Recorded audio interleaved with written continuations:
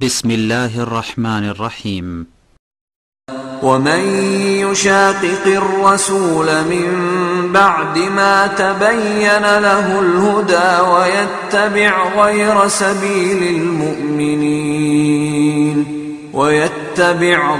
سبيل المؤمنين نوله ما تولى ونصله جهنم وساءت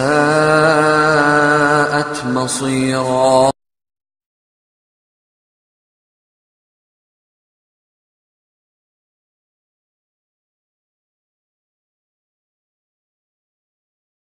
إن الحمد لله نحمده ونستعينه ونستغفره ونؤمن به ونتوكل عليه ونعوذ بالله من شرور أنفسنا ومن سيئات أعمالنا. من يهده الله فلا مضل له ومن يضلل فلا هادي له وأشهد أن لا إله إلا الله وحده لا شريك له وأشهد أن محمدا عبده ورسوله أرسله بالحق بشيرا ونذيرا وداعيا إلى الله بإذنه وسراجا منيرا.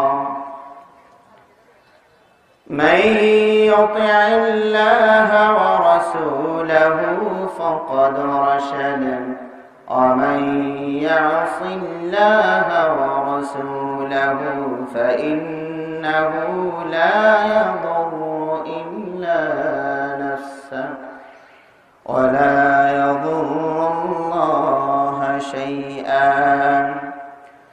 أما بعد فأعوذ بالله من الشيطان الرجيم. بسم الله الرحمن الرحيم. يا أيها الناس اعبدوا ربكم الذي خلقكم والذين من قبلكم لعلكم تتقون. الذي جعل لكم الأرض فراشا والسماء بناء وأنزل من السماء ماء فأخرج به من الثمرات رزقا لكم فلا تجعلوا لله أندادا وأنتم تعلمون. عن أبي هريرة رضي الله تعالى عنه قال قال رسول الله صلى الله عليه وسلم اجتنبوا السبع الموبقات. قالوا وما هن يا رسول الله؟ قال الشرك بالله والسحر وقتل النفس التي حرم الله إلا بالحق وأكل الربا وأكل مال اليتيم والتولي يوم الزحف وقذف المحصنات المؤمنات الغافلات. متفق عليه. আলহামদুলিল্লাহ, সমস্ত প্রশংসা যাবতীয় গুণগান মহান আল্লাহ সুবহানাহু ওয়া তাআলার জন্য, যার অপার অনুগ্রহে এবং অশেষ মেহেরবানিতে আজকের মতো এমন একটি সুন্দর দিনী পরিবেশে দিনের কিছু কথা শ্রবণ করার জন্য, দিনের কিছু জ্ঞান আহরণ করার জন্য এই সামিয়ানার নিচে বসার তৌফিক লাভ করলাম। যে রব্বুল আলামিন মনের গহীনে, হৃদয়ের মাঝে, অন্তরের অন্তঃস্থলে এমন সুন্দর অনুভূতিটুকু জাগ্রত করে দিলেন, সৃষ্টি করলেন, সে রব্বুল আলামিনের কৃতজ্ঞতা জ্ঞাপন করছি, প্রশংসা করছি, আলহামদুলিল্লাহ। অতঃপর অসংখ্য অগণিত অজস্র সালাত ও সালাম, শান্তির ধারা বর্ষিত হোক আমাদের প্রিয় নবী, সর্বশ্রেষ্ঠ নবী, সর্বশেষ নবী, নবী মুহাম্মদুর রাসূলুল্লাহ সাল্লাল্লাহু আলাইহি ওয়াসাল্লামের প্রতি। সম্মানিত সুযোগ্য শ্রদ্ধাভাজন আজকের এই মাহফিলের সভাপতি সাহেব, বিজ্ঞ উলামায়ে কেরাম, বিভিন্ন পর্যায়ের নেতৃবৃন্দ, অতিথিবৃন্দ এবং আমার সামনে উপবিষ্ট বয়োজ্যেষ্ঠ বয়োকনিষ্ঠ সুধী মণ্ডলী, পর্দার অন্তরালে মা ও ভগ্নীগণ, আমি আপনাদের সামনে পবিত্র কোরআন কারীমের সূরাতুল বাকারা হতে 21 এবং 22 নম্বর আয়াত তেলাওয়াত করেছি এবং বিশ্বনবী মুহাম্মদুর রাসূলুল্লাহ সাল্লাল্লাহু আলাইহি ওয়াসাল্লামের অসংখ্য অমীয় বাণী হতে একটি বাণী পাঠ করেছি।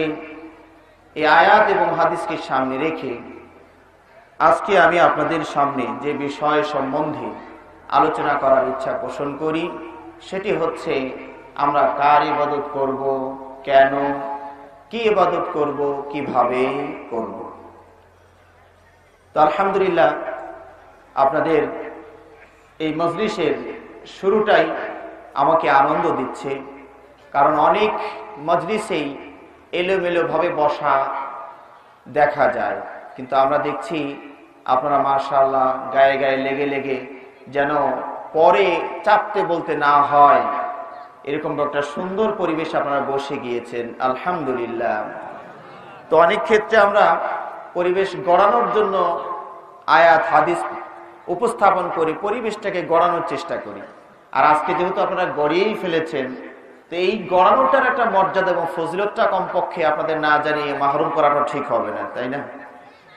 তো আল্লাহ রাব্বুল আলামিন পবিত্র কোরআনে সূরাতুল মুজাদালার 11 নম্বর আয়াতে এমনটি বলেছেন।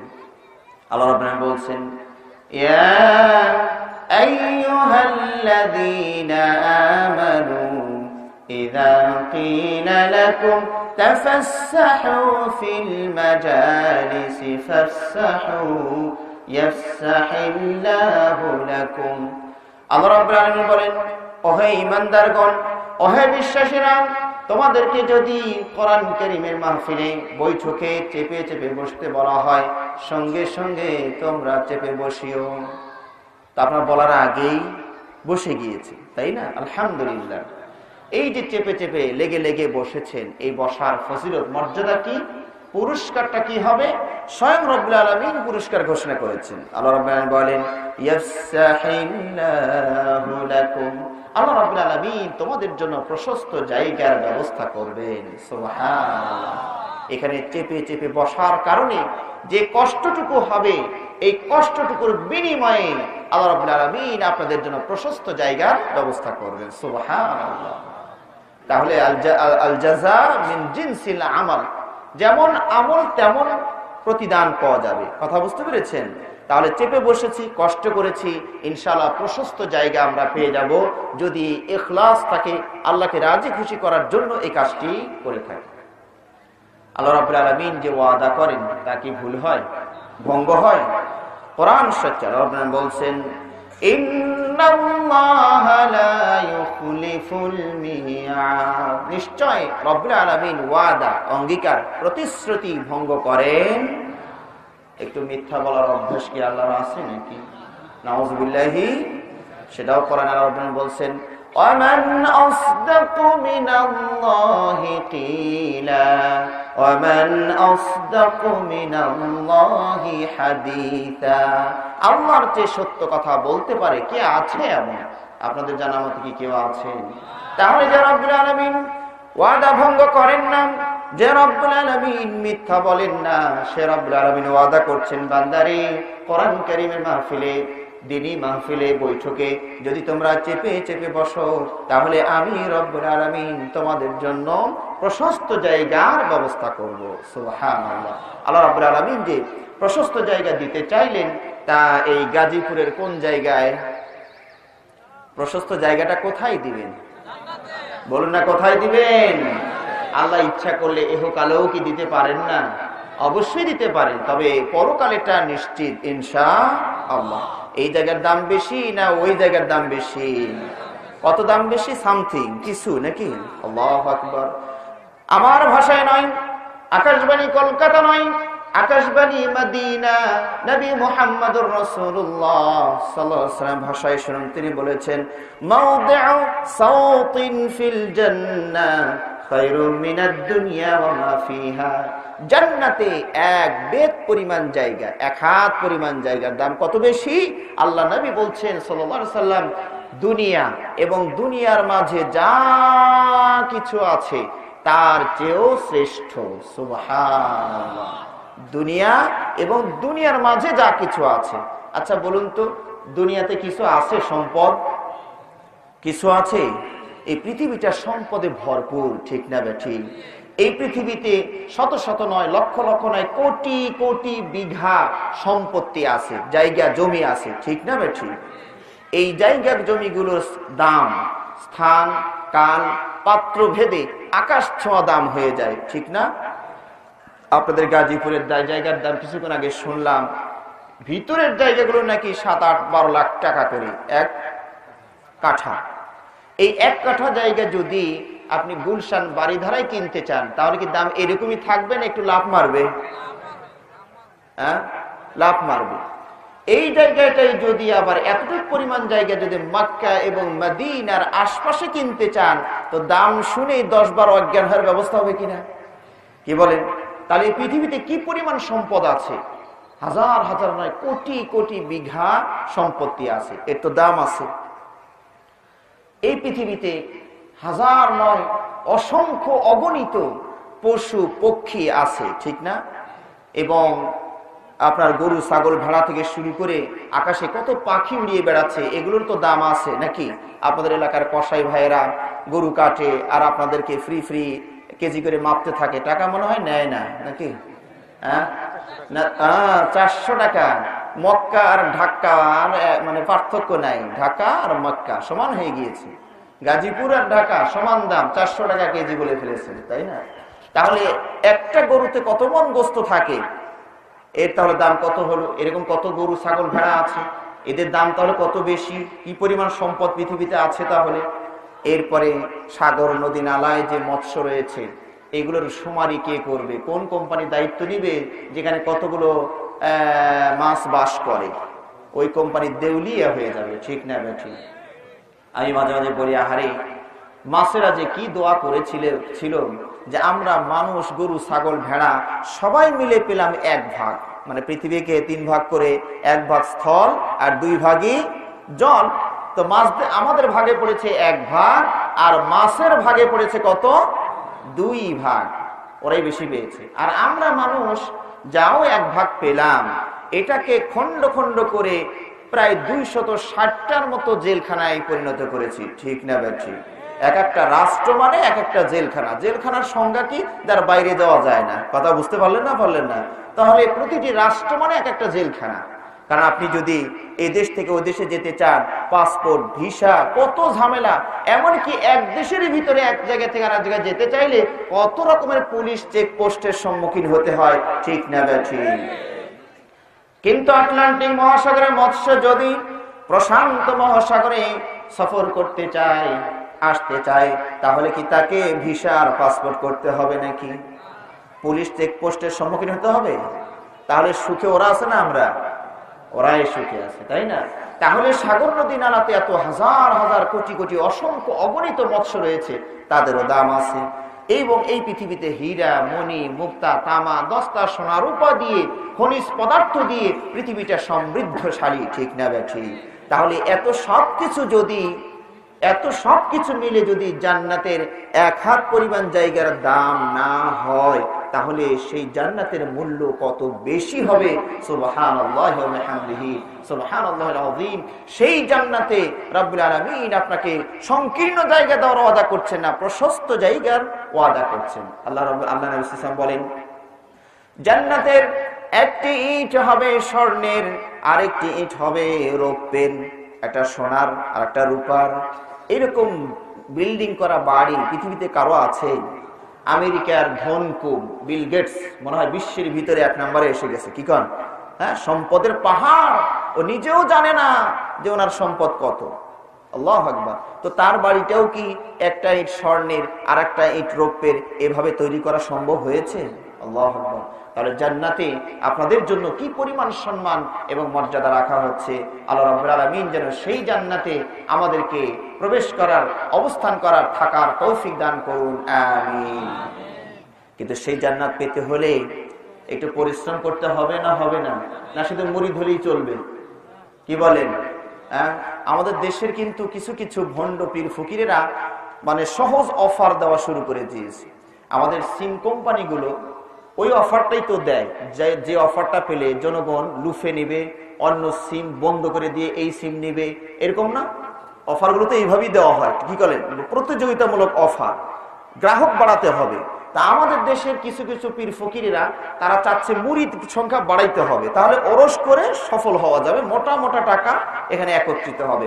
এখন মুরিদের সংখ্যা বাড়াইতে চাইলে বাংলাদেশে যদি সবাইকে বেশিরভাগ সংখ্যক মুরিদ বানাইতে চাওয়া হয়, তো বাংলাদেশে অধিকাংশ মানুষকে আমল করতে চায় না আমল না করার পক্ষেই বেশি? এখন ওই রকম অফারই তো দিতে হবে যাতে করে ওই শ্রেণীটা দলে ফিরে যায়। কথা ঠিক না ব্যাঠে? এই জন্য তারা অফার দিচ্ছেন, সিদ্ধি শরীর মুরিদে হইলে নামাজ পড়া লাগে না, হু হু, এরকম একটা হু পার্টি আমাদের সমাজে আছে। কথা ঠিক না ব্যাঠে? আর হাসন রাজার মুরিদ হইতে পারলে তো আরো ভালো। হ্যাঁ, একটা গানে বলবো নাকি একটু বিলাই? হ্যাঁ, হাসন আমার মুক্তার, হাসন আমার বারিস্টার, হাসন আমার মুক্তার, হাসন আমার বারিস্টার, সেই বিচারের হাইকোর্টেতে তিনি আমায় করবেন পার, আমি পাপী তিনি জামিনদার, আমি পাপী তিনি জামিনদার। মার মজা নো চিন্তা ডু ফুর্তি, অপরাধ করলেন আপনি, পারাপারের দায়িত্ব নিল হেই বেটা। তো সুখ না? কত সুন্দর সুখ। ছলে বলে কৌশলে আপনাকে পার করার ব্যবস্থা করে দিবে। নাউজুবিল্লাহি। এই গানগুলো কোরআন বিরোধী। কথা ঠিক না বেঠিক? এই গান কোরআন বিরোধী। কথা ঠিক না বেঠিক? কোরআনে রব্বুল আলামিন 5 থেকে 7টি জায়গায় বলেছেন ওয়ালা তাজিরু ওয়াজিরাতুন ওয়িজরা উখরা। কিয়ামতের ময়দান এতই ভয়াবহ হবে, একের পাপের বোঝা অন্যে বহন করিবে না। বাবা মাও আপনার পাপের বোঝা বহন করবে না। আমার ভাষায় নয়, রব্বুল আলামিনের ভাষায় শুনুন। সূরা আবাসার শেষের দিকে রব্বুল আলামিন বলছেন ইয়াউমা ইয়াফিরুল মারউ মিন আখিহি ওয়া উম্মিহি ওয়া আবিহি ওয়া সাহিবাতিহি ওয়া বানিহি লিকুল্লি ইমরিইন মিনহুম ইয়াউমা ইযিন শা'নুন ইউগনি। কিয়ামতের ময়দান এতই ভয়াবহ হবে, সেদিন ভাই ভাইকে দেখে পলায়ন করবে, বাবা মা সন্তানকে দেখে পলায়ন করবে, সন্তানেরা বাবা মাকে দেখে পলায়ন করবে, সঙ্গিনী অর্ধাঙ্গিনী স্ত্রী স্বামীকে দেখে পলায়ন করবে। আল্লাহু আকবার। সেই দিন কত ভয়াবহ হবে। আল্লাহ রাব্বুল আলামিন সূরাতুল মাআরিজ 10 নম্বর আয়াতে বলেন লা ইয়াসআলু হামিমুন হামিমা। কিয়ামতের ময়দানে অন্তরঙ্গ বন্ধুর সাথে সাক্ষাৎ হলে এই কথাটুকু জিজ্ঞেস করবে না, ভাই হয়েছে কি তোমার, এত টেনশন কিসের, আমি তোমার জন্য কি করতে পারি বলো তো।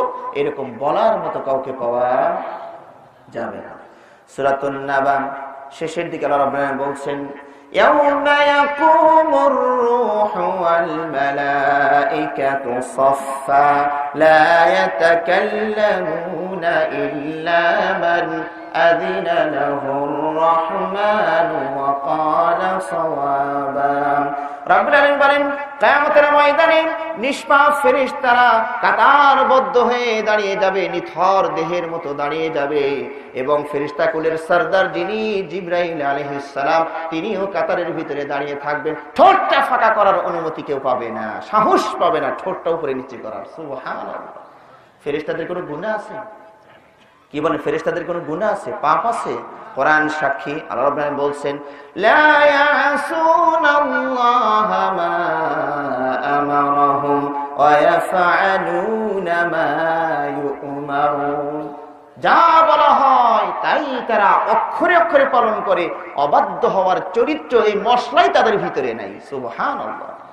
যে ফেরেশতারা কথা মানে পাপ নাই, যে ফেরেশতাদের কোনো গুনাহ নাই, যারা কখনো অবাধ্য হয়নি, সেই নিষ্পাপ ফেরেশতারাও যদি রব্বুল আলামিনের সামনে নিথর দাঁড়িয়ে থাকে, কথা বলার সাহস না পায়, তার বিশ্বের কোন পীর ফকির ওলিয়া উলিয়া আপনার পক্ষে এসে কথা বলার সাহস পাবে?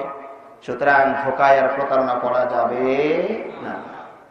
আল্লাহ নবী সাল্লাল্লাহু আলাইহি ওয়াসাল্লাম একটি হাদিসে বলেছেন, এরকম ভাবে তার এলাকার লোকদেরকে ডেকে একত্রিত করে বললেন, ইয়া মা'শারা কুরাইশ, ও বানি হাশিম, হে হাশিম গোত্রের লোকেরা, ও কুরাইশ বংশের লোকেরা, নিজেরাই জাহান্নামের আগুন থেকে বাঁচার চেষ্টা করুন এবং জান্নাত পাওয়ার চেষ্টা করুন।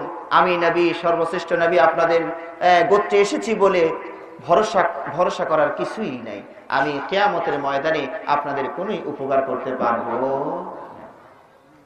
এভাবে চাচা আব্বাসকে ডাক দিয়ে বললেন, ফুফি সফিয়াকে ডাক দিয়ে বলেন, ও চাচা আব্বাস, ও ফুফি সফিয়া, নিজেরাই আমল করে জাহান্নাম থেকে বাঁচার চেষ্টা করুন, জান্নাত পাওয়ার চেষ্টা করুন। আমি ভাতিজা নবী কিয়ামতের ময়দানে কোনোই উপকার আমি করতে পারবো না। সব শেষে কলিজার টুকরা, নয়নের মণি, আদরের দুলালি ফাতেমা রাদিয়াল্লাহু তাআলা আনহা, নিজের কন্যা, আপন কন্যা, তাকে ডেকে বলছেন, সালিনি মিন মালি মা শিত, ফাতেমা রে, দুনিয়ার সম্পদের মধ্যে হতে যা যা চেয়ে নিতে মন চাই চাও, আমি দিতে রাজি আছি। কিন্তু রে মা, আখিরাতে আমার ভরসা করো না, আমি বাবা নবী হয়ে লা উগনি আনকি মিনাল্লাহি শাইআ, আল্লাহর কাছে আমি তোমার কোনোই উপকার করতে পারবো না। তাহলে আল্লাহর নবী যদি উপকার করতে না পারেন তার মেয়ের, তাহলে বিশ্বের কে কার উপকার করবে বলুন তো? সুতরাং ধোঁকায় পড়া যাবে না। সেই জান্নাত পাওয়ার জন্য একটু হলেও আমলের চেষ্টা আমাদের করতে হবে। কথাটা কি পরিষ্কার হয়েছে? তাহলে এই মজলিসে যদি আমরা চেপে চেপে বসি, আর যেভাবে আমরা বসেছি, ইনশাআল্লাহ আমরা আল্লাহর কাছে প্রশস্ত জায়গা পেয়ে যাব। আল্লাহ নবী সাল্লাল্লাহু আলাইহি ওয়াসাল্লাম আরেকটা হাদিসে বলেছেন, একদিন সাহাবাদেরকে বিক্ষিপ্তভাবে বসে থাকতে দেখলেন, এলোমেলো বসা, এখানে একটা দল, ওখানে কিছু মানুষ এলোমেলো বিক্ষিপ্তভাবে বসেছেন। আল্লাহ নবী সাল্লাল্লাহু আলাইহি ওয়াসাল্লাম বললেন, ইন্না তাফাররাকাকুম ফি হাদিহি শিআবি ওয়াল আউদিয়া ইন্নামা যালিকুম মিনাশ শাইতান, তোমাদের এই এলোমেলো বসা, বিক্ষিপ্ত বসা, এটা হচ্ছে শয়তানের কাজ, শয়তানের পক্ষ থেকে এসেছে এটা। সঙ্গে সঙ্গে সাহাবারা চেপে বসলেন এবং সাহাবারা বলছেন, এর পরবর্তীতে যখনই আমরা কোথাও বসতাম, এত চেপে চেপে বসতাম যে একটা চাদর যদি বিছিয়ে দেওয়া হতো তো সবাইকে যেন বেষ্টন করে নিবে, এত গায়ে গায়ে লেগে লেগে আমরা বসতাম। আর ফাঁকা ফাঁকা করে বসলে কে কর্তৃত্ব করবে? শয়তান কর্তৃত্ব করবে। তো আশা করি আপনারা আমাদের কোরআন কারীমের মাহফিলের ভদ্রতা, বৈশিষ্ট্য বজায় রাখবেন। এরপরে ফিসফাস, কানাকানি, পাশাপাশি কথা, এগুলো কিন্তু কোরআন কারীমের মাহফিলে চলে না। সূরাতুল আরাফ 204 নম্বর আয়াতে আল্লাহ রাব্বুল আলামিন বলছেন, ওয়াইদা কুরিয়াল কুরআনু ফাসতামিউ লাহু ওয়া আনসিতু লাআল্লাকুম তুরহামুন, তোমাদের সামনে যখন কোরআন থেকে তেলাওয়াত করা হয়, পাঠ করে শোনানো হয়, তখন তোমরা মনোযোগ দিয়ে শোনো আর চুপচাপ থাকো। তাহলে সালাতের মাসআলা আলাদা। সালাতে তো সূরা ফাতিহা অবশ্যই আমাদেরকে পড়তে হবে, তাই না? ইমাম হই, মুক্তাদি হই, একা একা পড়ি, লা সালাতা লিমান লাম ইয়াকরা বিফাতিহাতিল কিতাব, যিনি সূরা ফাতিহা পড়লেন না তার সালাত হলো না। এটা আল্লাহ নবী সাল্লাল্লাহু আলাইহি ওয়াসাল্লাম কথা। কিন্তু সালাতের বাইরে কোরআন কারীমের যদি কেউ তেলাওয়াত করেন, বক্তা তেলাওয়াত করেন, তাহলে আমাদেরকে চুপচাপ থাকতে হবে। অনেক বক্তা কিন্তু এটা বলে ফেলেন, আমার সাথে সাথে আপনারাও পড়ুন, এমন বলে না, আমার সাথে সাথে আপনারাও পড়ুন। এই কথাটা আমার কোরআনের দৃষ্টিতে সঠিক নয়। কারণ কোরআন বলছে যখন পড়া হবে তখন চুপ থাকো, মনোযোগ দিয়ে তুমি শোনো। কথা বুঝতে পেরেছেন? তাহলে কি হবে?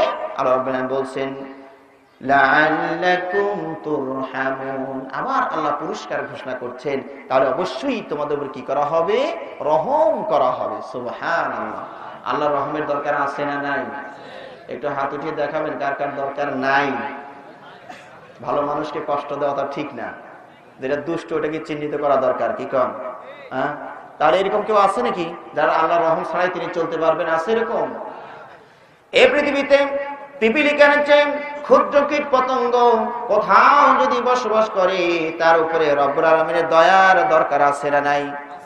এই পৃথিবীতে সর্ববৃহৎ প্রাণী যদি আমরা হস্তিকে বলি, হাতিকে বলি, বড় দেহ, এত বড় বিশাল বড় দেহের অধিকারী হওয়ার পরও রব্বুল আলামিনের দয়ার দরকার আছে না নাই?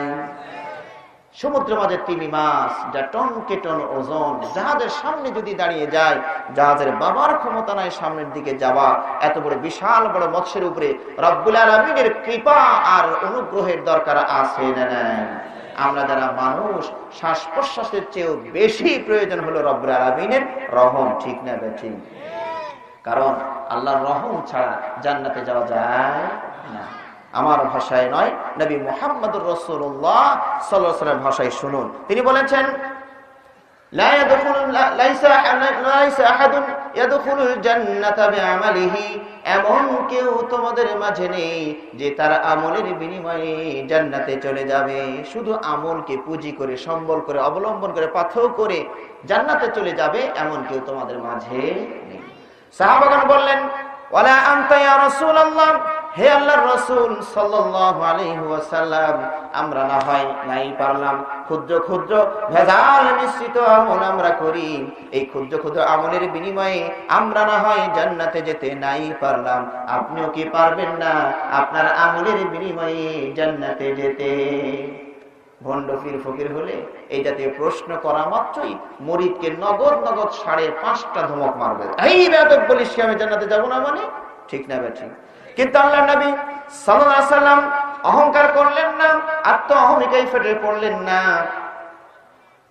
আত্মসমর্পণ করলেন, সারেন্ডার করলেন, অকপটে স্বীকার করে বললেন, ওয়ালা আনা, আমিও না, আমিও আমার আমলের বিনিময়ে জান্নাতে যেতে পারবো না। তাহলে উপায় কি? উপায় কি? একটি মাত্র উপায়। নবী সাল্লাল্লাহু আলাইহি ওয়াসাল্লাম বলেন, ইল্লা আয়াতাগাম্মাদানি আল্লাহু বিরাহমাতিহি, তবে রব্বুল আলামিন যদি তার রহম দ্বারা আমাকে আচ্ছন্ন করে নেয়, রহমের চাদরে আমাকে যদি জড়িয়ে নেন, তাহলে আমি নবী জান্নাতে যেতে পারি, না হলে আমার আমল আমাকে জান্নাতে নিতে পারবে না। তাহলে জান্নাতে যেতে হলে রহম অত্যন্ত জরুরি, ঠিক না বেঠিক? তার মানে আমলের দরকার নাই না? যে রহম ছাড়া জান্নাতে যাওয়া যাবে না, ওই রহমটা পাওয়ার জন্যই তো দৈনিক কমপক্ষে 5 বার নাক আর কপাল মাটিতে দিয়া ঘষাঘষি করার দরকার আছে না নাই? কি বলেন, আছে না নাই? সুতরাং ওই রহম পেতে অবশ্যই আমাকে কি করতে হবে? আমলও কিছু করতে হবে। আমি একটি উদাহরণ প্রায় বলি বোঝার সুবিধার জন্য। আমাদের দেশে ক্ষুদ্র মৎস্য ব্যবসায়ী যারা আছেন, ছোট ছোট মাছের ব্যবসা যারা করেন, দোকানের সামনে ছোট্ট ছোট ভাগা দেন। এবার একজন ক্রেতা যদি একটা ভাগা কিনে নেয়, দোকানদারের দেলের ভিতরে মায়া সৃষ্টি হয়, তখন নিজের স্তূপ থেকে আবার একটু ফাও দেয়, ঠিক না? এখন যদি ক্রেতা বলে, ভাই দোকানদার, দেল তো দেখেছি কিন্তু বড় দেল তো দেখিনি, আপনি যত বড় ফাও দিয়েছেন, এই ফাও দিয়ে তো আমার এক সুন্দর তরকারি হয়ে যায়, কাজে 20 টাকার যে মাছ লইছিলাম ওটা ফেরত লন, ফাও দিয়ে তরকারি হয়ে গেছে, তার মাছ কিনে লাভ আছে নাকি? এই কথা যদি কোনো কাস্টমার, দোকানদার, ক্রেতা বলে, তার দোকানদার কি বলবে? মা পোষাই দোয়াও চাই। হ্যাঁ, এমন আজব অদ্ভুত কাস্টমার তো দোকানের সামনে কোনোদিন আসে নাই। এই বাজারের ভিতরে অসংখ্য পরিচিত মানুষ খালি ব্যাগ নিয়ে ঘোরাঘুরি করে, কাউকে তো ডেকে ফাউটা দিল না। আপন ভগ্নিপতি দুলা ভাই খালি ব্যাগ নিয়ে দোকানের সামনে ঘুর ঘুর করে ঘুরে বেড়ায়, তারে তো ডেকে ফাউটা দিল না। আপনি অপরিচিত মানুষ, দেখে মনে হয় দরিদ্র মানুষ, আপনারে ফাও দিতে গেল কোন সুখে বা কোন দুঃখে? কারণ আছে না নাই? কারণ আছে না নাই? ওই যে 20 টাকার কাজ করেছেন আর 5-10 টাকার মায়া মহব্বত দিলের ভিতরে সৃষ্টি হয়েছে, ঠিক না বা ঠিক? তাহলে ওই রহমটা পাওয়ার জন্য একটু নড়াচড়ার দরকার আছে না নাই? তবে সারা বিশ্বেই এখন একটা শর্ট কোর্সের দৌড়াদৌড়ি চলছে। শর্ট কোর্স, যেখানে যাবেন শর্ট শর্ট, যত দ্রুত যত তাড়াতাড়ি পারা যায়। কথা বুঝতে, ভর্তি হওয়ার আগে ডক্টরেট পাস করা যদি যাইতো তাহলে সব ওই দিকে সিরিয়াল দিত। কথা ঠিক না বা ঠিক? সবাই শর্ট কোর্সের দিকে আছে। হ্যাঁ, এক সময় দাওরা পাস করতে 14 বছর লাগতো, আর তার আগে বছরের কোনো হিসাব ছিল না। এলেম কতটুকু হইলো এটার বিচার হইতো, বছর কোন দিতে গেল না গেল এগুলোর কোনো হিসাব ছিল না। এই জন্য ওই যুগে আমরা বড় বড় আলেম, মুহাদ্দিস, মুফাসসির পেতাম, ঠিক না বা ঠিক? আর এখন কিতাব হয়েছে এতটুকু, আরে বাবা ক্লাস তো কিতাব তো এইটুকুই, বছর তো শেষ, কি করা যাবে? আচ্ছা যাক, এইটুকুই পরীক্ষা। আর বাকিটুকু কে পড়বে? কথা বুঝলেন না? বুঝলেন না? যার কারণে ভালো মানের আলেম তৈরি হচ্ছে না। ক্লাস ভিত্তিক করাটা আমার দৃষ্টিতে ইসলামী পদ্ধতি নয়। ইসলাম হবে কেতাব ভিত্তিক, কেতাব শেষ তারপর আর একটাতে যাবে। কথা বুঝলেন? আর ক্লাস ভিত্তিক হওয়ার কারণে এইটুক হয়েছে, বছর শেষ কি করা যাবে বাবা, এটা বাদ দাও, আর নতুন আর একটা বই নিতে হবে। এই বই অর্ধেকও হয়নি। আমার কথা বুঝলেন না? বুঝলেন না? এক সময় 14 বছরে তাও কিছুটা পাওয়া যেত, এখন 5 বছর 6 বছর 8 বছরে আলেম বানিয়ে আপনাদের সামনে পাঠাচ্ছে। এখন বলুন তো, 14 বছর পড়াশোনা করা আলেম আর এই 5 বছরের পড়াশোনা করা আলেম, হালিয়াস্তাউয়ার, এরা কি দুজন সমান হবে? শর্ট কোর্সের অবস্থা খারাপ হয়ে যাবে। কথা বুঝতে পারলেন? তো সব জায়গায় যেহেতু শর্ট কোর্স চলে, তা আমিও একটা শর্ট কোর্স আপনাদেরকে দেই। আসলে আমি দেই না, আল্লাহ অফারটা দিয়েছেন। মানে একটি কাজ যদি করা যায়, করতে পারেন, তাহলে আর কোনো আমল করা লাগবে না। তো ওটা জানা দরকার না? যদি পারি তো চেষ্টা করে দেখা যেতে পারে। একটি মাত্র আমল করলে সালাত পড়া লাগবে না, সওম রাখা লাগবে না, হজ করা লাগবে না, যাকাত দেওয়া লাগবে না, এরকম যত ইবাদত বন্দেগী আছে, পিতামাতার সেবা করা লাগবে না, স্ত্রীর হক আদায় করা লাগবে না, কত না না দিয়ে ভরে দাও, আপনি স্বাধীনভাবে চলতে পারবেন।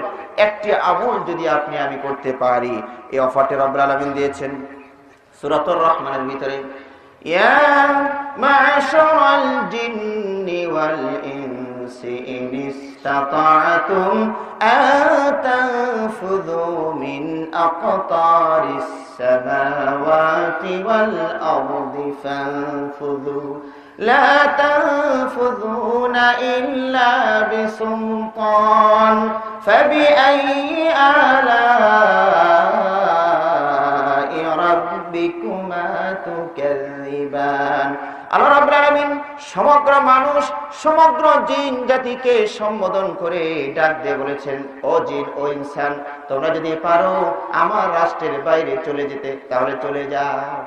এই একটা শর্ট কোর্স, একদম আল্লাহর রাষ্ট্রের বাইরে যেতে হবে। পারবেন তো ইনশাআল্লাহ?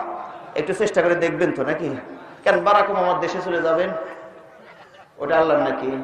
ওটা আল্লাহর। তাহলে সৌদি আরবে যাবেন, ওটা কার? না বাদশাহ সালমানের? আল্লাহু আকবার। তাহলে যেখানেই যাই সেখানে আল্লাহর জমিন, যেখানেই যাই সেখানে আল্লাহর আসমান, যেখানেই যাই সেখানে আল্লাহর আলো বাতাস পানি। তাহলে আল্লাহর রাষ্ট্রের বাইরে যেহেতু যাওয়ার ক্ষমতা নাই, তাহলে আল্লাহর রাষ্ট্রের আইন মেনে চলতে হবে না? হবে না? বাংলাদেশে বসবাস করে কেউ যদি বাংলাদেশের আইন না মানে, তাহলে কি পড়ে হাতে? হ্যান্ডকাপ, তাই না? হাত কড়া পড়ে, ঠিক না বেঠিক? এর চেয়ে যদি একটু অবাধ্য বেশি মনে হয়, তাহলে কোথায় ভর্তি করে? লাল দালানে। তার চেয়েও যদি বেশি মারাত্মক মনে হয়, তাহলে এটার নাম কি? রশি গলায়, ঠিক না বেঠিক? তাহলে বাংলার জমিনে বসবাস করে যদি বাংলার আইন মানা না হয়, শাস্তি দেওয়ার অধিকার যদি সরকারের থাকে, তাহলে আল্লাহর রাষ্ট্রে বসবাস করে শাস্তি দেওয়ার যোগ্যতা কি আল্লাহর থাকবে না? থাকবে না?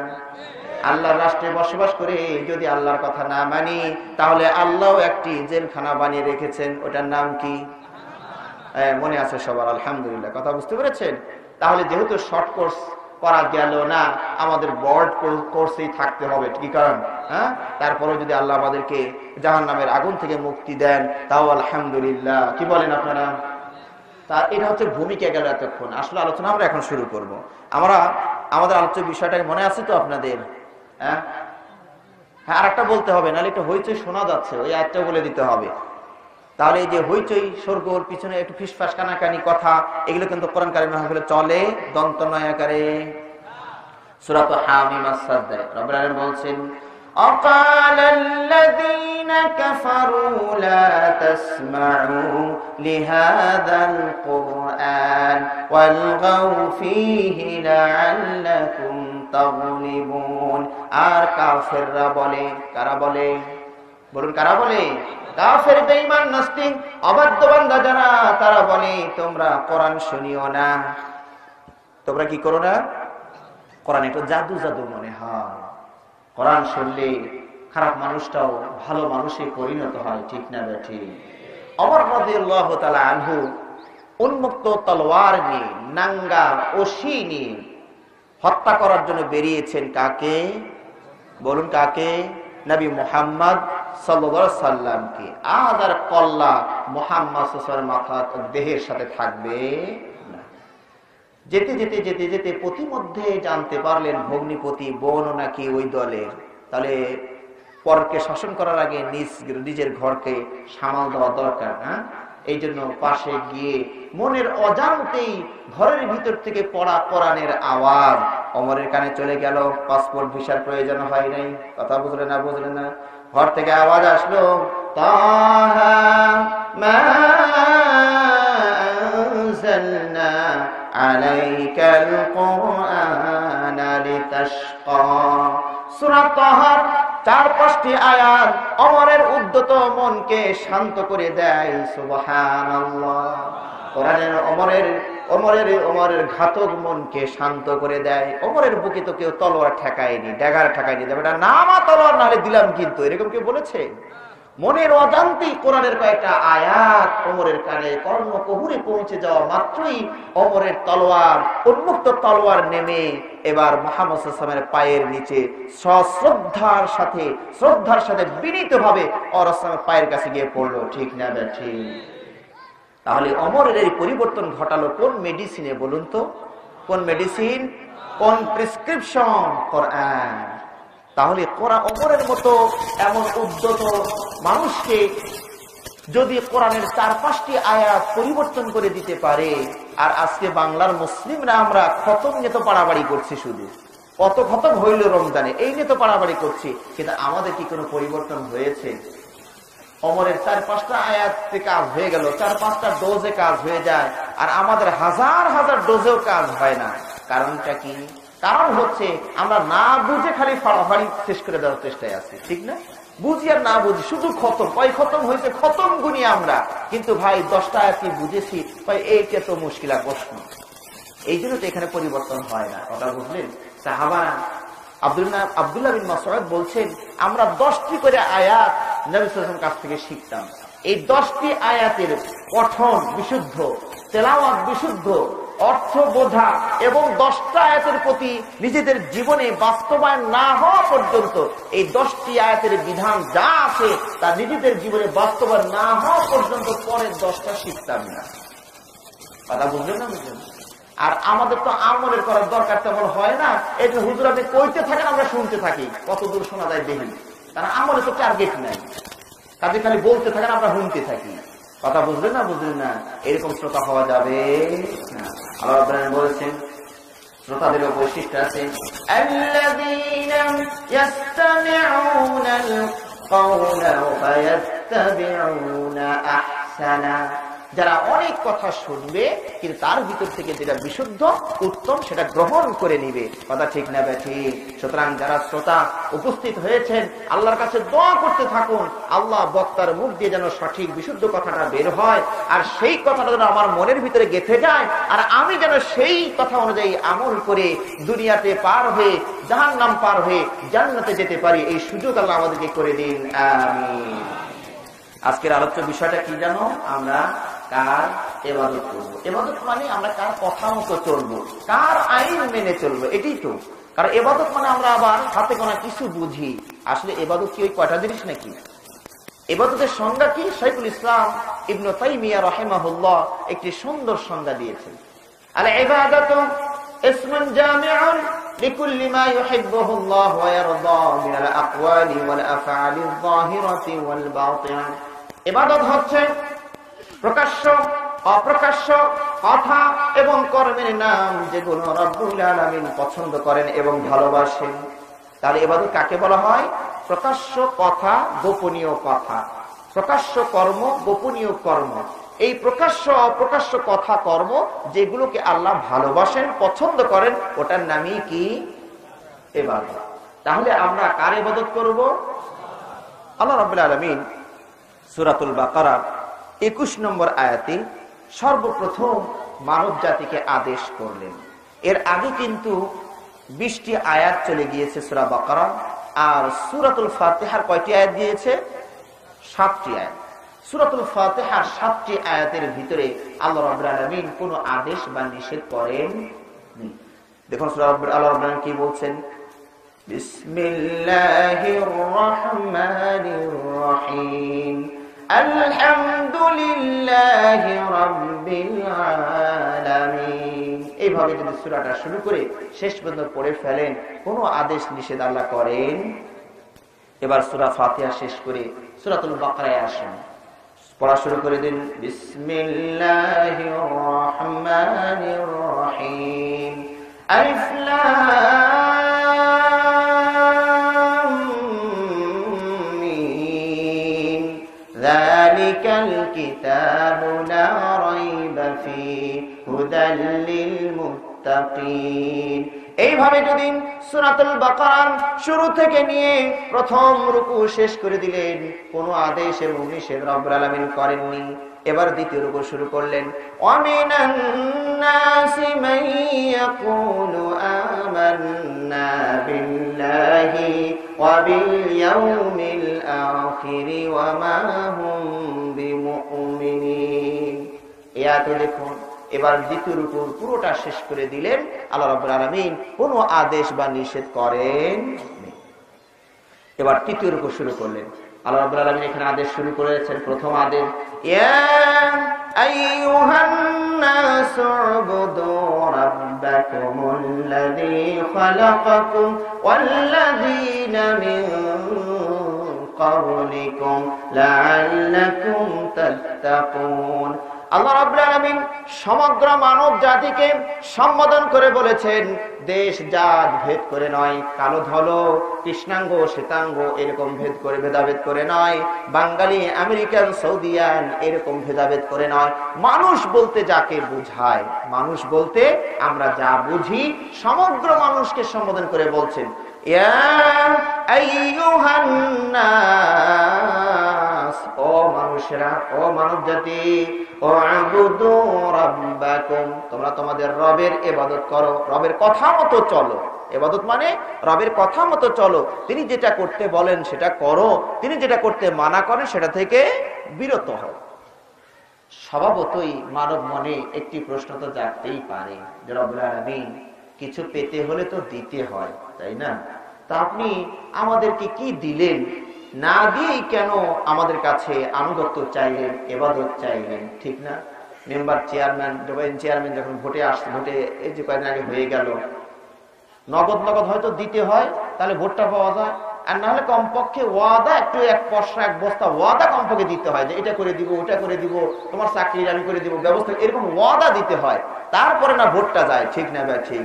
হ্যাঁ, তাহলে কিছু পেতে হলে কি করতে হয়? কিছু দিতে হয়। তো আমরা যেন মানব মনে, আমাদের মনে যেন একটা প্রশ্ন জাগলো, রব্বুল আলামিন আপনি আমাদের কাছে ইবাদত চাইলেন, তো দিলেনটা কি? আল্লাহ রাব্বুল আলামিন বলেন, তাই নাকি? কি দিলাম শোনো তাহলে। আল্লাযী খালাকাকুম, এক নাম্বার, যিনি তোমাদেরকে সৃষ্টি করেছেন। এক নাম্বার, আমরা কিছুই ছিলাম না। ঠিক না ব্যাঠি? আমরা কিছুই ছিলাম না। মায়ের গর্ভে যখন ছিলাম তখন আমাদের কোনো অস্তিত্ব পরিচয় ছিল না, বংশ পরিচয় ছিল না। ঠিক না ব্যাঠি? রাব্বুল আলামিন সূরাতুদ দাহরের ভিতরে তাই বলেন, হাল আতা আলাল ইনসানি হিনুম মিনাদ দাহরি লাম ইয়াকুন শাইআম মাযকুরা। মানুষের জীবনে কি এমন একটি পর্যায়, এমন একটি মুহূর্ত আসেনি যে সময় সে উল্লেখযোগ্য কিছুই ছিল না? ঠিক না ব্যাঠি? এক সময় আমি আপনি কিছুই ছিলাম না, সেই নাথিং, জিরো, সেখান থেকে রব্বুল আলামিন এত সুন্দর দেহ, এত সুন্দর চেহারা, এত সুন্দর হাত, এত সুন্দর পা, এত সুন্দর করে অঙ্গ প্রত্যঙ্গ দিয়ে রব্বুল আলামিন সৃষ্টি করেছেন। কথা ঠিক না ব্যাঠি? তাহলে রব্বুল আলামিন আমাদের প্রতি প্রথম যে দানটি করলেন সেটা কি? আমরা কিছুই ছিলাম না, সেখান থেকে আল্লাহ রাব্বুল আলামিন আমাদেরকে সৃষ্টি করেছেন। সূরাতু আত-তারিক, সূরাটার নাম কি বলেছি? সূরাতু, বলুন, আত-তারিক। এর 9, 10, 11 এই তিনটি আয়াতে আল্লাহ রাব্বুল আলামিন আপনাদের সৃষ্টিকে নিয়ে চিন্তা করতে বলেছে, গবেষণা করতে বলেছেন। আল্লাহ রাব্বুল আলামিন বলেন, ফালইয়ানজুরিল ইনসানু মিম্মা খুলিকা, খুলিকা মিম্মা দাফিক ইয়াখরুজু মিন বাইনিস সুলবি ওয়াত তারাইব। রাব্বুল আলামিন বলেন, প্রতিটি মানুষের চিন্তা করা উচিত কি দিয়ে ওরে সৃষ্টি করা হলো। তাহলে আপনার সৃষ্টিকে নিয়ে চিন্তা করার নির্দেশ কে দিয়েছেন? কারণ কি, আপনি যদি নিজেকে নিয়ে চিন্তা করেন, আপনার সৃষ্টি তথ্য সম্পর্কে আপনি জানেন, তাহলে আল্লাহর প্রতি আপনার আনুগত্যশীলতা বেড়ে যাবে, ঠিক না ঠিক? তাআলা রব্বানি বলছেন, ফালইয়ানযুরিল ইনসানু মিম্মা খুলিক, মানুষের চিন্তা করা উচিত কি দিয়ে তারে সৃষ্টি করা হলো। এবার আল্লাহ নিজেই উত্তর দিচ্ছেন, খুলিকা মিন মাইন দাফিক, সজোরে সবেগে বেরিয়ে আসে দ্রুত স্খলনযোগ্য এক প্রকার পানি দিয়ে তারে সৃষ্টি করা হয়েছে। এই পানিটা বাড়ি কোথায়? এই পানিটা কোথায় থাকে, তৈরি হয় কোথায়, কোত্থেকে বেরিয়ে আসলো? রব্বানা বলেন, ইয়াখরুজু মিন বাইনিস সুলবি ওয়াত তারাইব, এই পানিটি বেরিয়ে আসে বাবার পৃষ্ঠদেশ হতে আর মার বক্ষদেশ হতে। কথা বুঝতে পেরেছেন? কোরআন যখন আপনি পড়বেন তখন শয়তান একটু ওয়াসওয়াসা কুমন্ত্রণা দিতে পারে। সেটা হলো যে কোরআন যখন আপনি পড়বেন দেখবেন মানুষ সৃষ্টির তথ্য আল্লাহ রাব্বুল আলামিন এক এক সময় যেন এক একটা দিয়েছেন। কখনো বলেছেন আমি তাকে পানি দিয়ে সৃষ্টি করেছি, কখনো বলেছেন আমি তাকে মাটি দিয়ে সৃষ্টি করেছি, কখনো বলেছেন আমি তাকে রক্তপিণ্ড দিয়ে সৃষ্টি করেছি, গোস্তের টুকরা থেকে সৃষ্টি করেছি। এত রকমের কথা। তাহলে হয়তো শয়তান ওয়াসওয়াসা দিতে পারে, এটা যদি আল্লাহর কোরআন হয় তো এত রকমের কথা কেন, ঠিক না? অথচ কোরআনে কোনো সাংঘর্ষিকপূর্ণ কোনো কথা থাকে? আল্লাহ রাব্বুল আলামিন নিজেই তো বলেছেন, আফালা ইয়াতাদাব্বারুনাল কুরআন ওয়ালাউ কানা মিন ইনদি গায়রিল্লাহি লাওয়াজাদু ফীহি ইখতিলাফান কাসীরা। তারা কেন কোরআনকে নিয়ে রিসার্চ করে না, গবেষণা করে না, চিন্তা ভাবনা করে না? এই কোরআন যদি আল্লাহ ছাড়া অন্য কারো কাছ থেকে আসতো, নিকট হতে আসতো, তাহলে এই কোরআনের ভিতরে নানান মতভেদ দেখা দিত, নানান মতবাদ দেখা দিত। কথা ঠিক না ঠিক? তাহলে এই যে কোরআনে যে বললো এটা কখনো পানি কখনো মাটি, এগুলো বিষয়টা কি? আসলে আল্লাহ রাব্বুল আলামিন আমাদেরকে কি দিয়ে সৃষ্টি করেছেন? হ্যাঁ, কি দিয়ে সৃষ্টি করেছেন? মাটি। এটা তো আমরা সবাই জানি, কিন্তু সূরা তরকে যে বললো পানি দিয়ে সৃষ্টি করেছি, সংঘর্ষ বাধা ভাব আর কি, কিন্তু এই জায়গায় ওখানে না। কথা বুঝলেন? ব্রেনের সমস্যা, বোঝার সমস্যা। আমি একটু পরই আপনাদেরকে বোঝানোর চেষ্টা করব যে আসলে আল্লাহ রাব্বুল আলামিন আমাদেরকে কি দিয়ে সৃষ্টি করছেন। তাহলে আমরা তো সবাই জানি আল্লাহ আমাদেরকে কি দিয়ে সৃষ্টি করেছেন? মাটি দিয়ে, তাই না? আজও যদি আমরা আঁচড় মারি গায়ে, এই যে মাটির কালার বেরিয়ে গেছে, আপনি কালা হন আর ফর্সা হন, ওটা প্রবলেম না। তবে তেল দিলে, এখন আঁচড় দিলে কিছু বোঝা যাবে না, তেল দিলে বোঝা যাবে না। তেল ছাড়া শরীরে আঁচড় দেন, মাটির কালার বেরিয়ে আসবে, ঠিক না ঠিক? তারা রব্বুল আলামিন মাটি দিয়ে সৃষ্টি করেছেন। আর রব্বুল আলামিন তাই কোরআনে বলেছেন, ইন্না মাসালা ঈসা ইনদাল্লাহি কামাসালি আদম খালাকাহু মিন তুরাবিন সুম্মা ক্বালা লাহু কুন ফায়াকুন। আল্লাহ রাব্বুল আলামিন বলেন ঈসা আলাইহিস সালাতু ওয়াস সালামের দৃষ্টান্ত, উদাহরণ, উপমা হচ্ছে আদমের মতো। আদমকে মাটি দিয়ে সৃষ্টি করে বললেন হও, আর হয়ে গেল। তাহলে আর কি বলে, আদমকে কি দিয়ে বানানো হয়েছে? বলুন কি দিয়ে? শয়তান কিন্তু এই কারণেই সাজদাটা দেয়নি। কথা বুঝলেন না? বুঝলেন না? মাটি দিয়ে সৃষ্ট, এই জন্যই শয়তান সাজদাটা দেয়নি। আল্লাহ রাব্বুল আলামিন যখন শয়তানকে জিজ্ঞেস করলেন, ইয়া ইবলিস মা মানাকা আন তাসজুদা লিমা খালাকতু বিয়াদাই, ও ইবলিস, কিসে তোরে মানা করলো আমি যারে নিজ হাতে সৃষ্টি করলাম এই সৃষ্টিকে সাজদা দিতে বলায় তোমাকে কিসে মানা করলো সাজদা দিলি না? তাহলে এখানে একটা নিয়ম পাওয়া গেল। কি আমার কথা শুনছেন না? প্রধান বক্তার অপেক্ষায় আছেন? হ্যাঁ, উনি তো আসবেন ইনশাআল্লাহ। কি কর? হ্যাঁ, তাহলে ইবলিস সে কিন্তু সাজদাটা দিল না, তাই না? কিন্তু আল্লাহ রাব্বুল আলামিন দেখুন তাকে আত্মপক্ষ সমর্থনের সুযোগ দিলেন। তোমার কোনো যৌক্তিক কারণ আছে কিনা, তোর কোনো যৌক্তিক কারণ আছে কিনা বল, ঠিক না ঠিক? তাহলে অপরাধ হওয়া মাত্রই শাস্তি দেওয়াটা ঠিক নয়। মনে করুন আপনি আপনার এক কর্মচারীকে কোথাও পাঠিয়েছে, সময় দিলেন যে 1 ঘন্টার মধ্যে তোমাকে এই কাজটা সেরে আসতে হবে, দেখা গেল 3-4 ঘন্টাও খবর নাই। আসা মাত্রই কলারটা ধরে পটাং পটাং করে কয়েকটা মেরে দিলেন, এটা কি ঠিক হইল? আরে জিজ্ঞেস তো করবেন ওর কারণটা কি, কেন বিলম্ব করেছে, ঠিক না ব্যাঠি? ওর তো যৌক্তিক কোনো কারণ থাকতে পারে, রাস্তায় যানজট লেগে গেছিল, বস আসা যায়নি, অথবা যার কাছে পাঠিয়েছিলেন সেই তো ছিল না, 2-3 ঘন্টা পরে উনি আসছেন, তাহলে ওনার বিলম্বের পিছনে একটা যৌক্তিক কারণ তো থাকতে পারে, ঠিক না ব্যাঠি? এই জন্য আমরা বলি সুলাইমান আলাইহিস সালাম যখন হুদহুদ পাখিকে পেলেন না, মজলিসের ভিতরে একত্রিত করেছিলেন সকল সৈন্যবাহিনীকে, এর মাঝে মাশাআল্লাহ আপনাদের প্যান্ডেল ভরে গিয়েছে, এখন যাও চেপেছেন তাও হচ্ছে না, আরো চাপতে হবে। প্রশস্ত জায়গায় যদি নিতে চান তাহলে মেহেরবানি করে একটু চেপে চেপে বসুন, আরো চাপুন, আরো চাপুন। হ্যাঁ ইনশাআল্লাহ প্রশস্ত জায়গায় আল্লাহর ওয়াদা আমরা আগেই শুনিয়েছি আপনাদেরকে। হ্যাঁ একটু চেপে চেপে বসি, যেন পিছনের জায়গাগুলো যারা কষ্ট করে দাঁড়িয়ে শুনছেন তারা যেন একটু বসার জায়গাটুকু পেয়ে যান।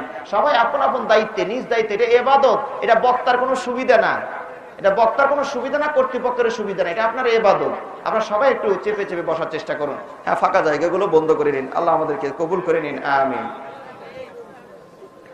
আমরা বলছিলাম হুদহুদ পাখিকে সুলাইমান আলাইহিস সালাম পেলেন না, কিন্তু সুলাইমান আলাইহিস সালাম তখন তাকে হত্যার কথা ব্যক্ত করলেন।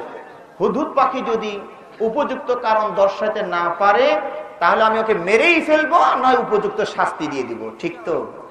কিন্তু হুদহুদ পাখি যখন আসলো দেখা যায় হুদহুদ পাখির টেম্পার আর একটু বেশি, সুলাইমানের উপরে সে আবার বড়াই করে, শাস্তি দিবেন তো দূরের কথা, সুলাইমান আলাইহিস সালামের উপর দিয়ে সে কথা বলা শুরু করছে, আহাত্তু বিমা লাম তুহিত বিহি, আমি যা জানি তা আপনি জানেন না। দেখছেন হুদহুদ পাখির দাপট দেখেন, আমি যা জানি আপনি নবী হয়ে তা জানেন না, কেমনে? তাই আমি চলতে চলতে সেই সাবা দেশে গেলাম, সেখানে বিলকিস রানীকে দেখলাম, সেখানে দেখলাম তারা আল্লাহকে বাদ দিয়ে অগ্নি পূজা করছে, সূর্য পূজা করছে। কয় তাই নাকি? এখন সুলাইমান আলাইহিস সালাম দেখলেন যে সে তো উপযুক্ত কারণ দিলই, কিন্তু পাখি তো মিথ্যাও বলতে পারে, জানটা বাঁচানো তো দরকার, কি কারণ এই চিন্তাও তো ওর মাথায় কাজ করতে পারে। সুলাইমান আলাইহিস সালাম তখন বললেন কি, ঠিক আছে তোমার কথা ঠিক না ব্যাঠিক আমি একটু যাচাই করব। এই যে আমি একটা চিঠি লিখে দিলাম, এই চিঠিটা ওই রানীর কাছে গিয়ে ফেলবে, সে কি উত্তর দেয় ওটা আবার আমার কাছে নিয়ে আসবা, মানে তুমি সত্য বললে না মিথ্যা বললে এটাও উনি যাচাই করে দেখবেন। কথা বুঝতে পারলেন তো? ঘটনা ওটা আমার বলা আজকে উদ্দেশ্য না, আমি যে কথাটি আজকে বলতে চাচ্ছিলাম যে আত্মপক্ষ সমর্থনের সুযোগ দেওয়া উচিত, ওর যৌক্তিক কোনো কারণ আছে কিনা শোনার চেষ্টা করি, তাই তো? তো শয়তানকে আল্লাহ রাব্বুল আলামিন জিজ্ঞেস করলেন যে আমি যাকে নিজ হাতে সৃষ্টি করলাম তাকে সাজদা দিতে কিসে তোমাকে মানা করলো? শয়তান তখন কি বলেছিল? আনা খায়রুম মিন, আমি ওর চেয়ে বালা, হ্যাঁ আমি ওর চেয়ে বেশি উত্তম। কেমনে?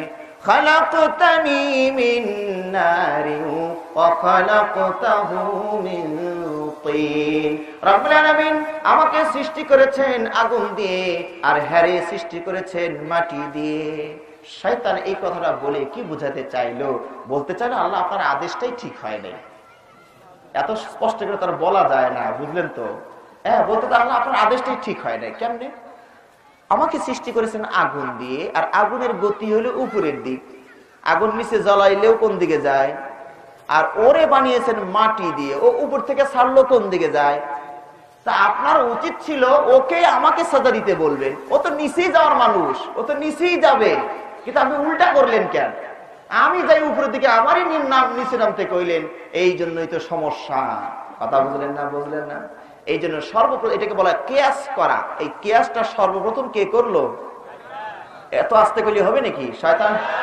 এই জন্য আউয়ালু মান কাসা ইবলিস, সর্বপ্রথম কিয়াস করেছে ইবলিস। সুতরাং কিয়াসকে সাবধান, কিয়াস থেকে সাবধান থাকবেন। কথা বুঝতে পারলেন? তাহলে শয়তানের এই বক্তব্যের ভিতরে আমরা জানলাম যে আল্লাহ রাব্বুল আলামিন মানুষকে কি দিয়ে সৃষ্টি করেছেন? আল্লাহ মানুষকে মাটি দিয়ে সৃষ্টি করলেও 4টি পদ্ধতিতে সৃষ্টি করেছেন। কয়টি পদ্ধতি? সরাসরি মাটি থেকে সৃষ্টি করলেন কাকে? বলুন না কাকে? আদম আলাইহিস সালাতু ওয়াস সালামকে। আর আদম থেকে সৃষ্টি করলেন তার জোড়াকে, বিবি হাওয়াকে, তাই তো? এবং এই হাওয়া থেকে অসংখ্য মানুষকে আল্লাহ ছড়িয়ে দিলেন। এই কথাগুলো কোথায় আছে? সূরাত আন-নিসার 1 নম্বর আয়াতে পেয়ে যাবেন। ইয়া আইয়ুহান নাসু ইত্তাকু রাব্বাকুমুল্লাযী খালাকাকুম মিন নাফসিন ওয়াহিদা ওয়া খালাকা মিনহা যাওজাহা ওয়া বাসসা মিনহুমা রিজালান কাসীরান ওয়া নিসাআ। রব্বুল আলামিন বলেন, ও মানুষেরা, তোমরা সেই আল্লাহকে ভয় করে চলো যিনি তোমাদেরকে একটি মাত্র আত্মা থেকে সৃষ্টি করেছেন, আর সেই আত্মা থেকে তার জোড়া সৃষ্টি করেছেন, আর এই যুগল হতে অসংখ্য নারী পুরুষ জমিনে ছড়িয়ে দিয়েছেন। কয়টি পদ্ধতি পাওয়া গেল? এখানে 3টি পদ্ধতি পাওয়া গেল, এখানে 2টি পাওয়া গিয়েছে, আর আরেকটি আয়াতে মাটির কথা তো আমরা পেয়েছি। তাহলে আদমকে সৃষ্টি করলেন কি দিয়ে? আর বিবি হাওয়াকে সৃষ্টি করলেন সরাসরি আদম থেকে। আর তৃতীয় পদ্ধতি হচ্ছে আমরা যেটা দেখছি, হ্যাঁ, স্বামী স্ত্রীর গভীর সম্পর্কের কারণে যেটা হয়, এটা 3য় নম্বর পদ্ধতি। আরেকটি পদ্ধতি রব্বুল আলামিনের আছে, এটা কে বলতে পারেন?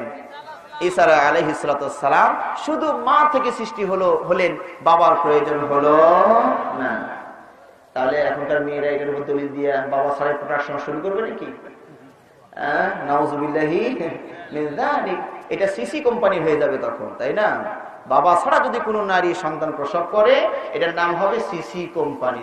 সিসি কি কামটা করলো, ঠিক না? ঠিক। কিন্তু মরিয়মের সতীত্ব চরিত্রের ঘোষণা কে দিয়েছেন? 7 আসমানের উপর থেকে রব্বুল আলামিন দিয়েছেন। তাহলে এখানে বাবার প্রয়োজন হয়নি, শুধু মা থেকে সৃষ্টি করলেন। পদ্ধতি কটা হলো?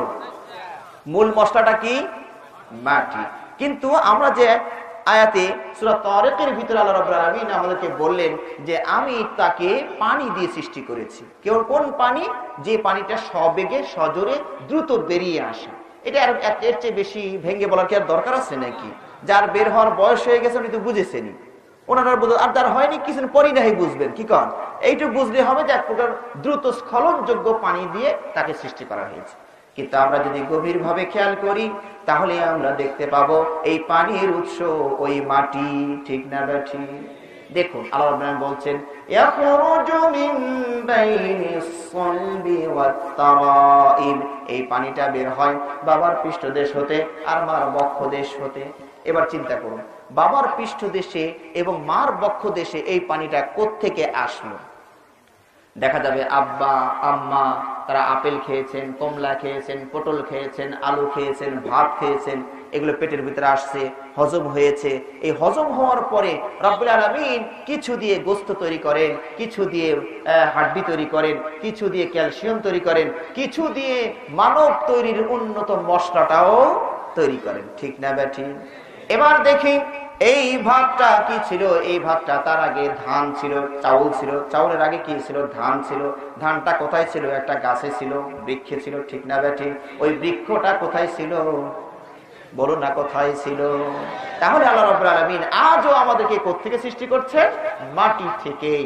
দেখুন আমাদের প্রতি কিন্তু অনেক নির্যাতন হয়ে গেল, কিন্তু রাব্বুল আলামিন সৃষ্টি করতে চাইলেন, তাই কেউ মারতে পারলো না। রাখে আল্লাহ তো, আর মারলে আল্লাহ তো রাখে কোন বাবাই, ঠিক না বেঠি? তারা আল্লাহ যদি রক্ষা করেন কেউ মারতে পারবে না। তাহলে আমি আপনি ওই মাটিতেই ছিলাম যখন রব্বুল আলামিন আমাকে চেহারা আকার আঁকড়ে দিতে চাইলেন। তাহলে বলে প্রসেস মেশিনে যেতে হবে, প্রসেস মেশিনে যেতে হবে। বুঝলেন? প্রসেস মেশিন বোঝেন তো? এক একটা পর্যায়ে এক এক রকম হয়ে যাবে। তাহলে প্রসেস, আমি মাটি মানুষ হতে চাই, আল্লাহ বলেন প্রসেস মেশিনে আসো। এবার আমি ধানের গাছটা বেয়ে বেয়ে উঠলাম, ধানের গাছ বেয়ে বেয়ে উঠে ধানের ভিতরে ঢুকে গেলাম। এবার আমি মানুষ হতে চাই, কিন্তু পদ্ধতি এটাই, আল্লাহ রাব্বুল আলামিন বলছেন এইভাবেই পদ্ধতি। এবার ধানের ভিতরে ঢুকে গেলাম, ধানটা যখন পেকে গেল, কৃষক আমাকে গোড়া কেটে দিলেন, ঠিক না বেঠিক? হ্যাঁ, মাটিতে সংযোগ বিচ্ছিন্ন করে দিলেন, গোড়া কেটে দিলেন। এবার কি করলেন? আমাদের দেশে ড্রাম তো আছে, তাই না? আগের মানুষ ওই আটিগুলো নিয়ে এসে ড্রামে আচ্ছা মতো পিটনি শুরু করতো, ঠিক না বেঠিক? কি যন্ত্রণা, পিটনি শুরু করলো। এখন অবশ্য পিটনি দেয় না মনে হয়, এটা কি মেশিন তৈরি করছে, ধরলে কাম হয় নাকি? হ্যাঁ, এরকম একটা মেশিন বানাইছে না? এখানে থাপ্পড় আরো বেশি খাওয়া লাগে, ঠিক না বেঠিক? যেভাবে পিটনি মারে, পিটনি না মারলে কি ধান ছোটে নাকি? এবার যাও একটা গাছের সাথে ছিলাম, ওইটাও আছাড় দিয়ে আমারে ফেলে দিল। নির্যাতন শুরু হয়ে গেছে, কিন্তু রাখে আল্লাহ তো মারে কে, ঠিক না বেঠিক?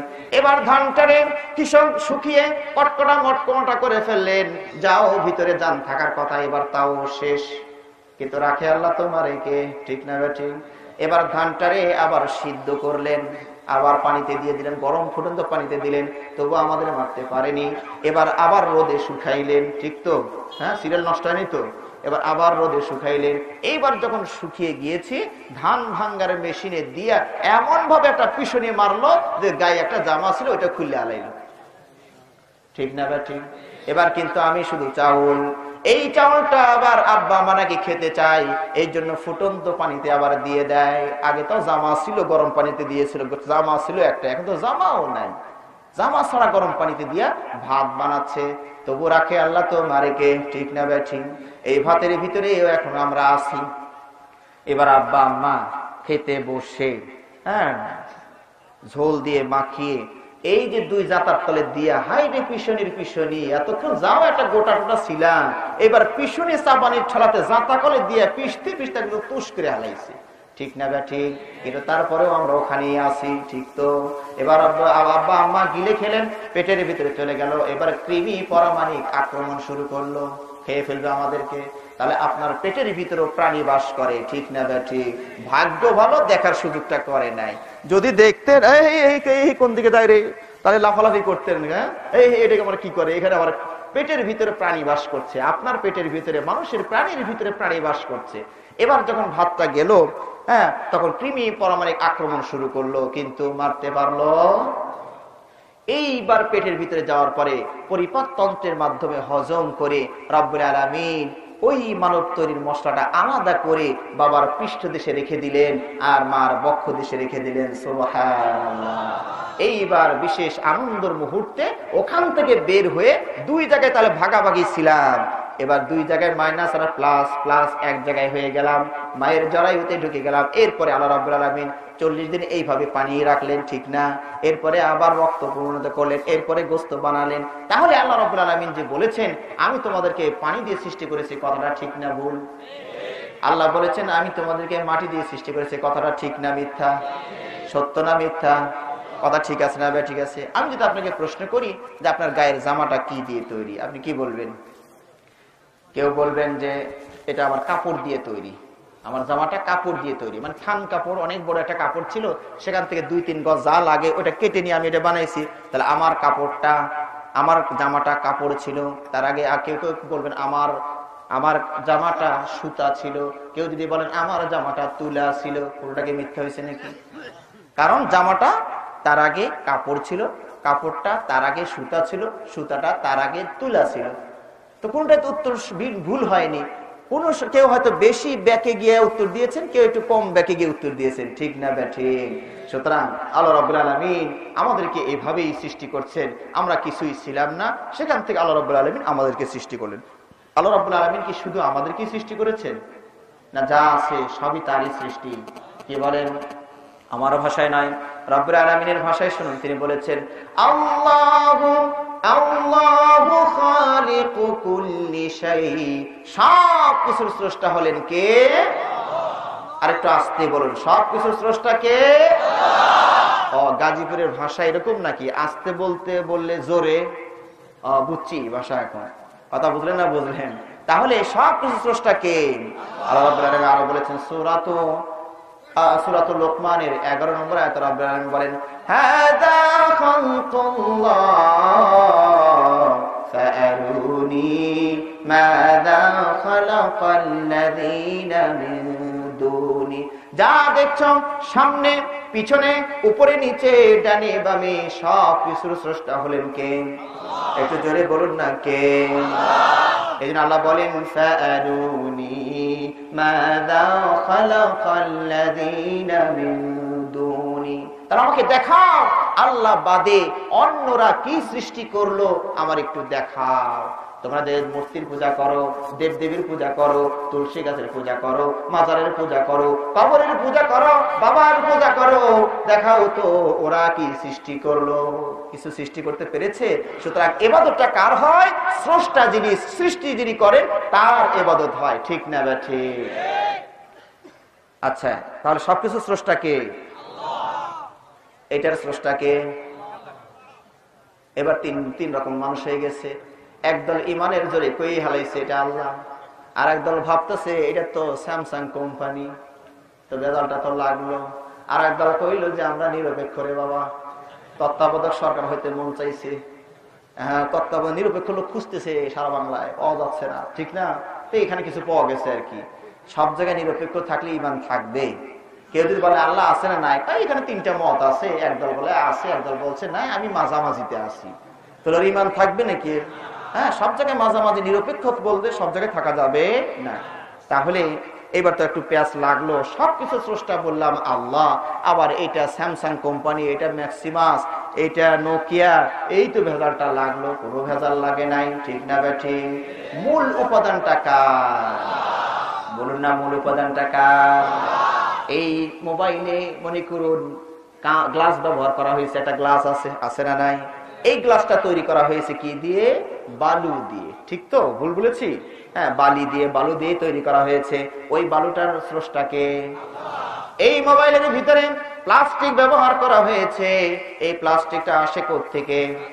হ্যাঁ, একটা গাছের আঠা, একটা গাছের কষ আঠা দিয়ে, ওই আঠার স্রষ্টাকে আল্লাহ। এখানে লোহা ব্যবহার করা হয়েছে, লোহা তৈরি হয় কি দিয়ে? খনিজ পদার্থ আয়রন দিয়ে, এই আয়রনের স্রষ্টাটাকে।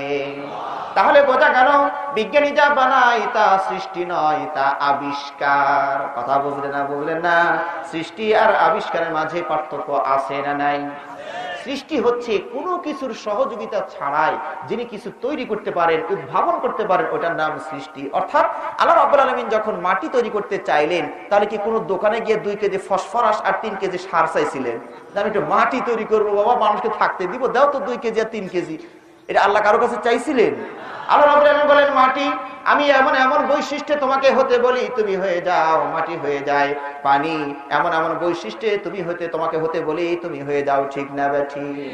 আর বিজ্ঞানীরা যা বানায়, আল্লাহ প্রদত্ত মূল উপাদানটা নিয়ে মাইনাস প্লাস করে, হেরফের করে, সংযোজন বিয়োজন করে, মাইনাস প্লাস করে কিছু এক রূপ থেকে আরেক রূপে নিয়ে আসতে পারে। এটা আবিষ্কার, এটা সৃষ্টি। বুঝে আসলো না?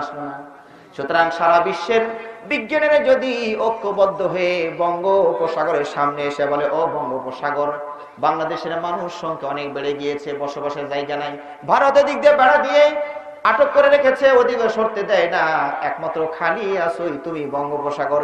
আমরা বিশ্বের সকল বিজ্ঞানী ঐক্যবদ্ধ হয়ে তোমারে বলি, তুমি মাটি হয়ে যাও, সঙ্গে সঙ্গে মাটি হয়ে যাব। তাহলে বিজ্ঞানীর কথা পানি মাটি শোনে না।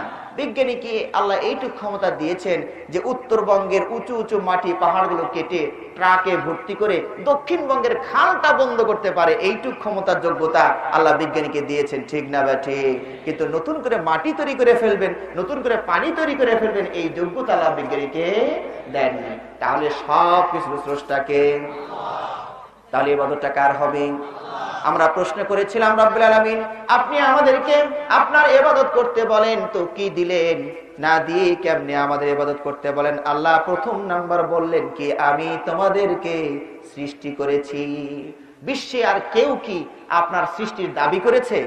মামলাটা ওর পক্ষে যায় না বিপক্ষে যায়, এটা পরেই বুঝুমনি, কি কর। কিন্তু এরকম কি কেউ কোনোদিন দাবি করেছে যে আমি মানুষ সৃষ্টি করেছি, সবকিছু সৃষ্টি করেছে আমি? এরকম দাবি করার মতো কাউকে পাওয়া যায়?